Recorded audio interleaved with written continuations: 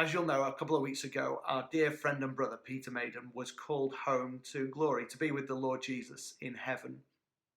Many of us will know Peter through his ministry. Perhaps we heard him speak here at Keswick or at many other conferences around the UK. Perhaps some of us have read his books. I remember even as a teenager reading Discipleship Matters. The impact that left on me, I still feel today. A wonderful book, a challenging book. Peter was a godly man, a man of integrity, a man of compassion and love, a man who desired to share the gospel wherever he could go and point people to the Lord Jesus. A couple of years ago, Peter began writing a book called Radical Gratitude, something close to his heart that, again, he modelled in the way he went about his life.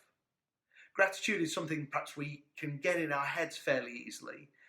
Maybe even the words of the worship song from the 90s sticks in our head. Give thanks with a grateful heart. Well, we get that in our mind, but to get it in our hearts and to live it out is challenging.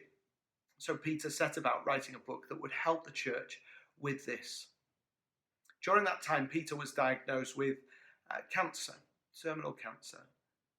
And the question came, well, should he not continue writing this book and just focus on his health? I'm really pleased that Peter continued to write, because actually the message of the book is all the more pertinent, knowing what he was going through. Life was challenging. His health was a struggle. And yet Peter was determined that he would give thanks in all circumstances, as the Bible commands us.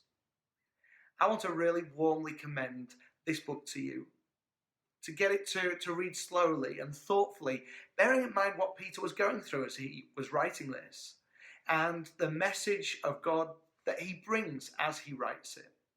A challenge to each of us who can so easily grumble and complain, but bearing in mind what the Lord has done for us, wow, we've so much to give thanks for, haven't we? Peter has left us with a real legacy in many ways, but his books are one of those.